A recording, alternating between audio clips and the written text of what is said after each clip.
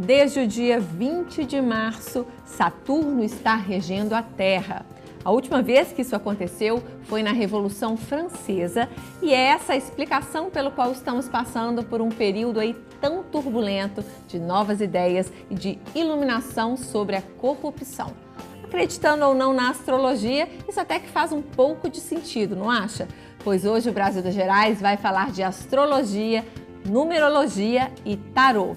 Você acredita? Tem curiosidade? Então fique com a gente, o programa está começando.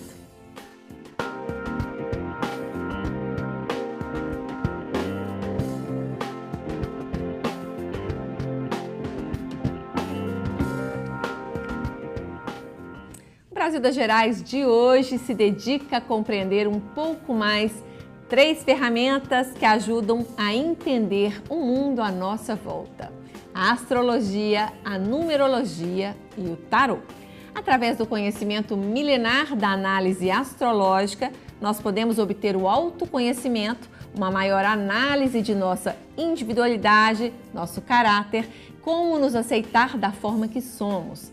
Já a numerologia é um estudo do comportamento humano através dos números, um instrumento que auxilia no autoconhecimento. O mapa numerológico serve como um direcionamento para a trajetória de uma pessoa em que dificuldades e dúvidas são esclarecidas e resolvidas. E o tarô, assim como outros oráculos conhecidos, fornece estratégias para nos ajudar a alcançar objetivos e reconhecer erros em determinadas circunstâncias da vida. Tudo isso sem nenhum passo de mágica, ao contrário do que muita gente pensa. E para conversar sobre essas ferramentas, nós trouxemos hoje a numeróloga Raquel Bimachar, o astrólogo Fábio Mascarenhas, que é fundador do Sindicato dos Astrólogos de Minas Gerais, o tarólogo Alcides Chagas e o estudante Elísio Salgado. Boa noite, gente, muito bem-vindos ao Brasil das Gerais. Vamos começar então com você, Fábio, já que a gente abriu o programa falando de Saturno, de astrologia, explica para quem está em casa o que é e como funciona a astrologia. Olha, Patrícia, é um prazer estar aqui com vocês, né, nessa tarde gostosa. E você já começa a me fazer uma pergunta assim que exige um certo tempo, né, para responder. Mas na verdade, a astrologia, né, ela é um conhecimento muito antigo, né, primordial, né, participa dos primórdios realmente do conhecimento organizado, de toda a busca do homem de saber a sua referência no espaço, no mundo, né, para as grandes navegações, para saber o que ele está fazendo aqui, para toda uma referência ligada aos calendários agrícolas, rituais, todas as medidas que o homem sempre teve, e essa busca de se conectar consigo mesmo, com a natureza ao seu redor, com o mundo e saber seu lugar no mundo, é que surgiu essas primeiras ideias, né, de um conhecimento organizado, e o céu realmente sempre foi o maior referência, o maior instrumento na antiguidade, que era o único meio de orientação e referência que o homem tinha, né?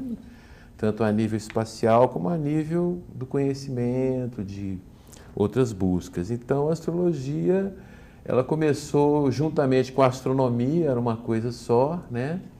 Inicialmente era um assunto restrito para os reis, os governantes, o Estado. Não existia ainda o indivíduo, essa ideia de microcosmo, essas coisas, né? E então os astrólogos, os primeiros astrólogos, astrônomos, eram funcionários, né, do reinado, do rei. Então eles começaram a observar o céu, o movimento dos planetas, anotar com muito cuidado. Isso depois que foi inventada a escrita, porque inclusive a astrologia é muito anterior à invenção da escrita, né? É milenar mesmo. É milenar mesmo. Então eles tinham essas referências, esses registros que eles começaram a registrar, né, de matemática, de céu, e ao mesmo tempo foram percebendo e usando esses recursos que eles viam, por exemplo, da regularidade do movimento dos planetas, a órbita, tudo meio previsível. Falaram, bom, então isso tem alguma interferência, alguma relação com a nossa vida. pode servir como uma orientação, né? E como tudo que a gente busca. E aí começaram, então, a atribuir princípios, comportamentos, perspectivas, né? Para as pessoas, para os próprios governos, reinados, como era no início. E aí, então... Sem ser ligada a nenhum tipo de religião específica, não, né? É importante deixar claro isso. Na verdade, no início, lá na Mesopotâmia, né, ali na Babilônia e tal, tinha uma espécie de padres, né, de sacerdotes, que eram esses astrólogos, iniciados, assim, vamos assim dizer. Que tinham, né, já esse conhecimento, mas nem a religião em si existia, né, nem política, nem nada, nenhum sistema organizado de reunião de pessoas, de objetivos, né? E aí começaram então a deduzir essas relações do céu, tentar aplicar isso na nossa realidade e ver que não era simplesmente o céu da astronomia, aquele céu que está ali, que você pode medir a distância, a velocidade de um planeta, enfim, o lado físico em si, né, mensurável e tal, de massas, energia e tal, mas também que a gente podia trazer isso para a nossa realidade aqui e verificar o que a gente chama de sistema de correspondências celestiais, né? Porque é bom frisar que a astrologia não influencia, não tem uma interferência direta, como a gente pode observar, por exemplo, nos movimentos da Lua, bem objetivamente, que a Lua está aqui do nosso lado, tem um efeito gravitacional forte nas marés, nos ciclos femininos, uma série de coisas que a gente pode, desde o crescimento do cabelo até, né, outras percepções bem palpáveis. Realmente, isso é uma questão. Agora, se você pensar num planeta como Plutão, por exemplo, que nem mais planeta né? Foi rebaixado, tão distante, né?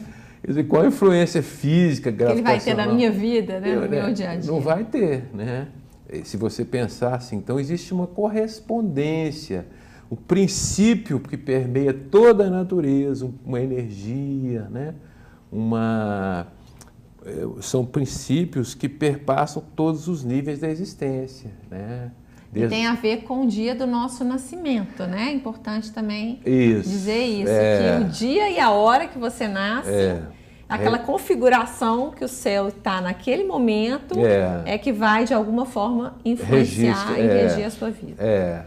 Exatamente, porque a astrologia ela é feita de momentos, assim, né? Então, o mapa astrológico, ele reflete como se fosse uma fotografia do céu, né? Naquele momento, embora com uma diferença de mais ou menos hoje 30 graus de espaço, né?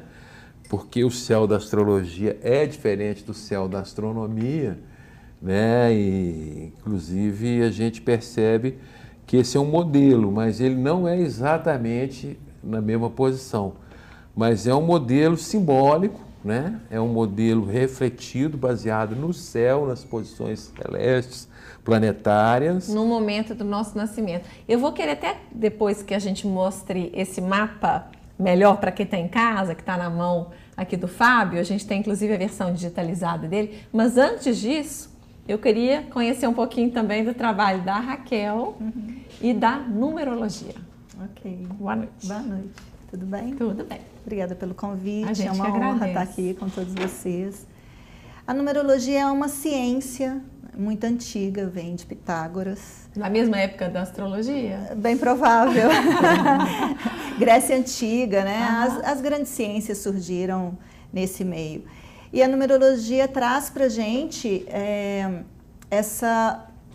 esse diagnóstico do nosso comportamento. Também baseado na data de nascimento, tem a numerologia do nome, mas esse é um outro assunto, interfere, mas num outro nível.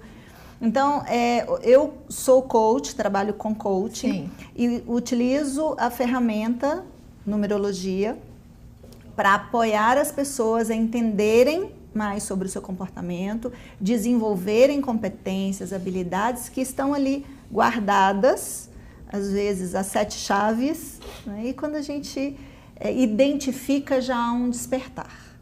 Então é muito, muito forte realmente em contratações. Hoje eu trabalho com contratações, com essa... Eu não gosto da palavra avaliação, sabe, Patrícia? Eu acho que fica muito pesada. Não é uma questão de avaliar, mas uma questão de diagnosticar aquilo que a pessoa pode ou que está limitando. E normalmente o ponto de partida é o que? A nossa data de nascimento? Data de nascimento. A data, o dia, o mês e o ano. Mas isso não significa, por exemplo, que todas as pessoas que nasceram no mesmo dia, mês e ano que eu vão ser parecidas comigo, certo? Certo, porque tem uma combinação ali de fatores que, por ser comportamental, por ser uma ferramenta que trabalha muito a questão do comportamento, tem influências diversas. E quais são essas influências? A mesmo da família, do desenvolvimento dessa pessoa, a tendência de estudar algo e não estudar outro ponto que você, por exemplo, optou, que é o jornalismo, né? Então, tem várias pessoas com a sua data de nascimento e que sentiram... Na realidade, a gente tem o dia, mês e ano, certo? Então, a sua essência... 25, é isso? Sua fevereiro. Data? 25 de fevereiro de 75, posso? Já entregou a verdade. Então, o dia 25 é uma essência 7 e que tem várias informações aí. Então, nesse momento da sua vida, você pode estar focada mais na sua essência. E a outra pessoa que nasceu dia 25/2 pode estar usando mais do número da personalidade, que seria o 2, que seria o mês. Então, vai depender do momento da pessoa, do que ela escolheu fazer, das tendências familiares, tem uma série de influências. Até porque, para complicar mais a questão, eu tenho uma irmã gêmea. Ah, que ótimo! Ou seja, que foi criada na mesma família. Sim. E é bem diferente de mim. Sim, os números têm o lado positivo e o lado não tão positivo assim.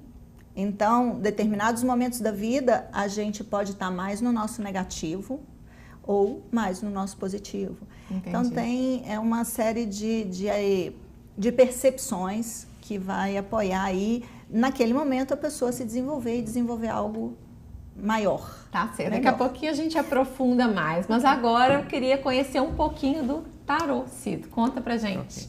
Que ferramenta é essa? Tá, então boa noite. Boa noite. É uma satisfação estar aqui com vocês. Me sinto até honrado participar do programa, né? Agora, falar de tarô é meio complicado, porque o tarô não tem uma base científica, né? O que é o tarô? O tarô é um livro não escrito, né, em símbolos, que conta a trajetória da evolução da alma humana, né? Para você entender tarô, você teria que começar a conhecer um pouco mais o que significam os símbolos, tá? A nossa escola, eu criei uma escola de tarô, né? Fundei a antiga escola do tarô, que se baseia na tradição antiga. É uma tradição que nós acreditamos ter mais de 50 mil anos. Esse conhecimento foi sendo passado até chegar aos nossos dias. Então, no tarô, a base toda, o que é? É o homem. Né? Se baseia o quê? No desenvolvimento do próprio homem. A base do tarô é o louco. Nós somos o louco, que o tarô vai falar o quê? De como nós nos comportamos no mundo, né? Então, o tarô ele se baseia basicamente em interpretação dos símbolos das cartas, tá? É um trabalho que você vai utilizar o tarô, né? No caso, até desmistificando um pouco a coisa, não fala o tarô é um oráculo. Não, o tarô não é um oráculo. Eu sou o oráculo.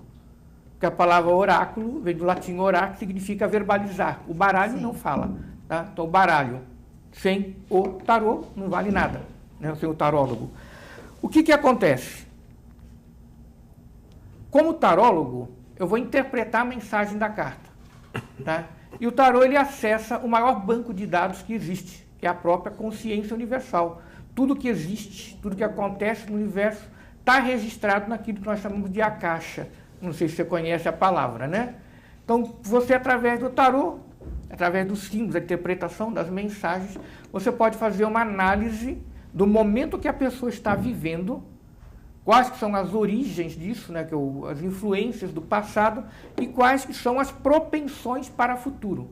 Lembrando que futuro não existe. Então, esse negócio de fazer previsão de futuro balela. Balela, tá?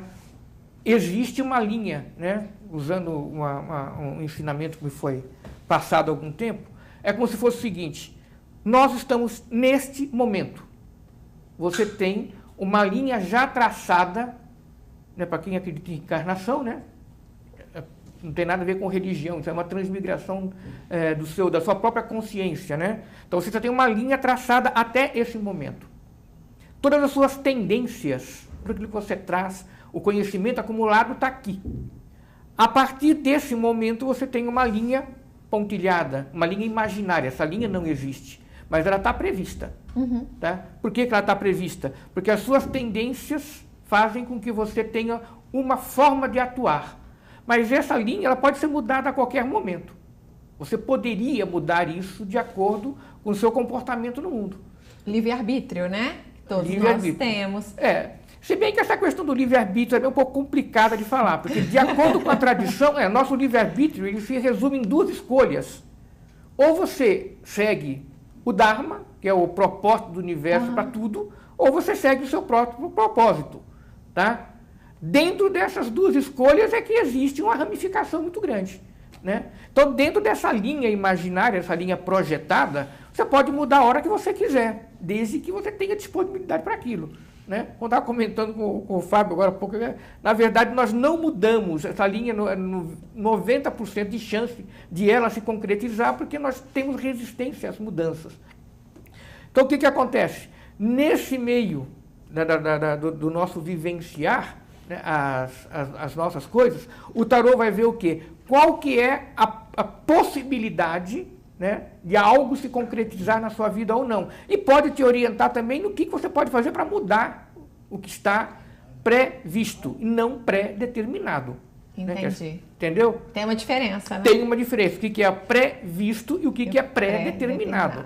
Né? Daqui a pouco a gente vai aprofundar mais um pouco aí nessas questões, mas antes da gente encerrar esse bloco, eu queria só conhecer um pouquinho da sua história, Elísio, e falar que, gente, que eu estou muito feliz desse personagem do programa de hoje ser um homem, porque normalmente os homens tendem a ser mais céticos em relação a tudo isso que a gente está conversando. Concorda? É verdade. Normalmente, até mesmo para conversar entre os amigos, são mais amigas do que amigos.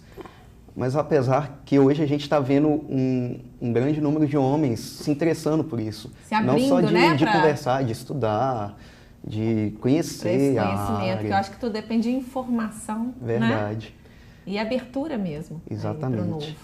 E eu sempre tive um interesse por energias, né? Para mim, a astrologia são energias que os astros disponibilizam para a gente. Assim como o tarô, a gente passa um pouco da nossa energia para as cartas, para elas nos darem respostas, caminhos, e também os números, eles têm as energias deles. Então eu sempre me interessei por isso. Aí eu comecei a estudar principalmente astrologia, que eu acho uma área muito bacana. Eu olho meu horóscopo todo dia, antes de sair de casa, não aquele horóscopo que vem no jornal que fala só do signo solar, eu faço os trânsitos planetários daquele dia sobre o meu mapa. E ajuda? Ajuda. Eu não vejo como uma coisa determinada, sabe? Eu vejo como um impulso que aquele dia eu posso ter mais facilmente. É um despertar, talvez, para aquele dia, né?